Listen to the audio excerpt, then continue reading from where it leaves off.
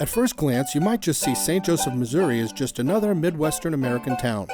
We'd like to invite you to come with us as we explore the rich history of Old St. Joe. From the 1799 landing of Joseph Robidoux to the rush of the 49ers, the Pony Express, and the assassination of the outlaw Jesse James. These are but a few of the amazing stories that make up the uncommon character that is Old St. Joe. I'm Toby Lawrence, the host of Old St. Joe, and I want to thank you for stopping by and staying for a while. Let's explore.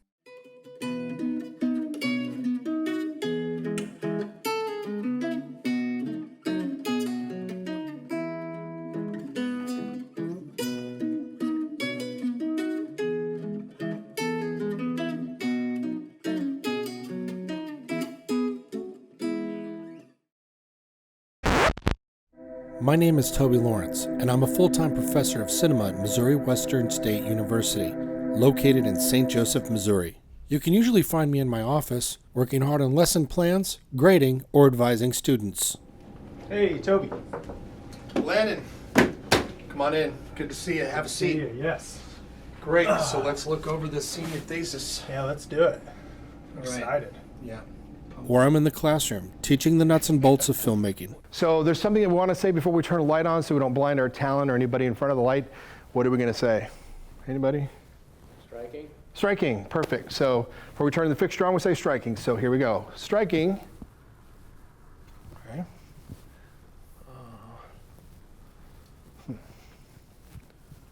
Striking. Yeah, that helps. So just remember to plug the light in before you say striking. So yeah. Okay, there it's on now. So Every summer here at Missouri Western, when most students are heading home, we start preparing our summer internship film. Last year, we made our first summer film, The Eclipse. It was written by one of our cinema students, James Terriak. The film was co-produced and crewed entirely by Missouri Western cinema students. This summer, we decided to go another direction and start an ongoing episodic series about the history of St. Joseph, Missouri. As an educator and filmmaker, I've always been driven to find ways to connect students with the community through applied learning experiences. This is how the Old St. Joe Community Video Project came into being.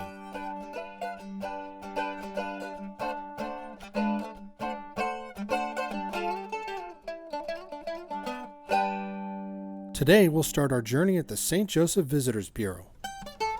Hello. hey, how are you doing? I'm well. How are you? Good. Welcome to St. Joseph. Thank you so much. My pleasure. So I saw the Visitors Bureau. I figured this was the best place to start. It absolutely is. Great. So you got a lot of different places to go. Where do I go next?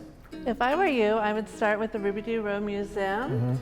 It's dedicated to our founding father, Joseph Robidoux. So there's a lot of information about Joseph and how St. Joseph came to be. So that should get you started. Robidoux Row is just a few minutes away Okay. and has a lot of information about St. Joseph. And I'm guessing based on the picture, this is Mr. Robidoux here. It's Joseph and 1,200 Wonderful. pounds of hollowed bronze. Can we get a closer look? You bet. It was sculpted by Joe Beeler, who's a native Missourian. Tell me more about the mural. That's pretty amazing. So when we built this building and opened up in 2017, we commissioned the artist Sam Welty, who has created about 6 other murals around the downtown area.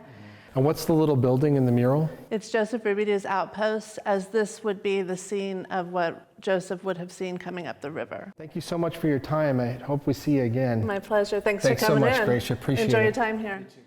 Let's head over to the Robidoux Row Museum.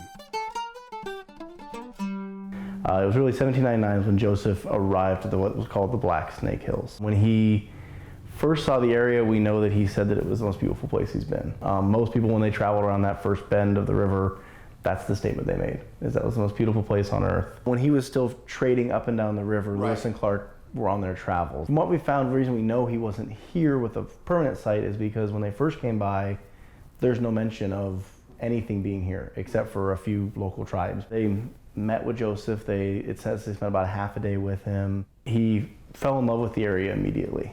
He started trading with the local Indian tribes, bringing them beads and getting furs from them. He didn't actually found his trading post until 1821. I was reading something I got from the Visitors Bureau talking about Fourth and Jules.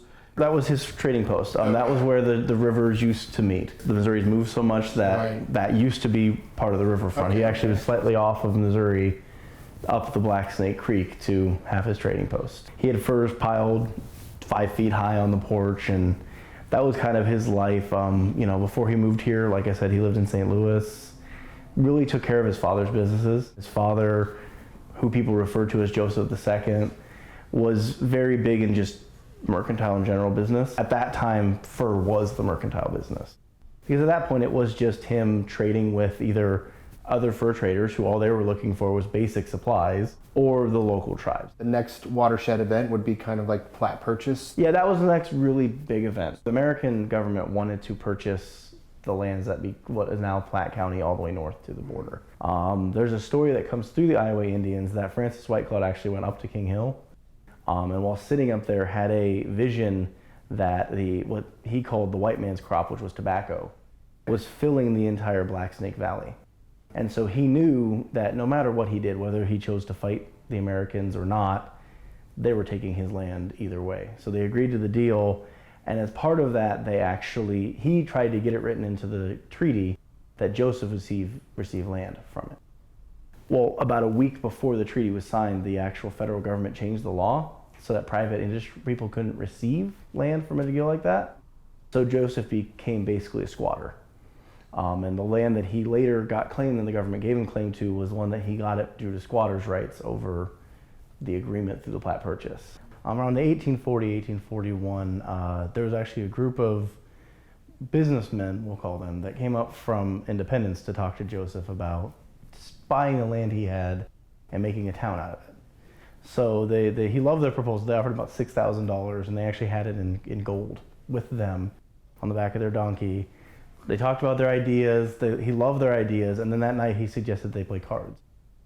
Joseph was an avid card player. He would play cards with. He was actually how he introduced himself to the first Indian tribes. They were playing cards, and for some reason, Joseph claimed that they cheated. The next morning, he basically told them, because you're going to cheat me, I can't trust that you're going to do what you say you're going to do in my town. I'm not making a deal with you. He decides to start the town. He actually has it, he calls in 2 men, Simeon Kemper and Frederick Smith, to lay out a plat of what became downtown. Both of them come up with ideas that he loved. Kemper's idea had kind of larger, broad streets. Smith had moved to St. Joseph region from Germany. And so he actually used a very German style building, or wanted to do a very German style with very small streets. Originally, Kemper said that the town should be called Ribadoo to kind of play for his ego. And then Smith decided, well, I won't name the town Ribadoo, I'm going to name it St. Joseph because that was his patron saint. But he did name all the streets after his kids and his wife. So they both kind of played to Joseph's ego. Well, Joseph fell in love with Smith's plan. There's a joke out there that says that he claims, well, I'm not selling streets, I'm selling land. And so because Smith had almost twice the land that he could sell, he picked that one and has it the original plat stamped, put on file, and then returns to St. Joe, and it becomes St. Joseph. Just a little snapshot of that kind of thing, looking ahead to Okay, well, I mean, at that time, it really was, it grew very quickly. I mean, even in 1843, we have some of our books we have talk about that when he first built the town, there was about 50 people or so here. A lot of farmers and him. By the end of that year, he had over 600 people living here. By the end of 2 years later, there was over 2,000 people here. And so it was one of those where it grew very quickly because people knew it was such a good area for business, and because the river was commerce, you had people like Corby and those guys coming in very quickly, very early, to buy huge plots of land. Then it really exploded with 1849. But before that, it grew from 50 people to 5,000 in about a 2 to 3 year span. Thanks for tuning into this episode of Old St. Joe.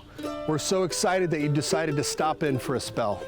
Tune in next time for Old St. Joe Episode 2, where we will dig further into the growth and urbanization of our frontier town. If you enjoyed today's episode, please remember to like, share, and subscribe. Also, click the notification bell down below so that you can be notified about upcoming episodes. Thank you so much for tuning in, and we hope you have a great St. Joe Day. Thanks a lot.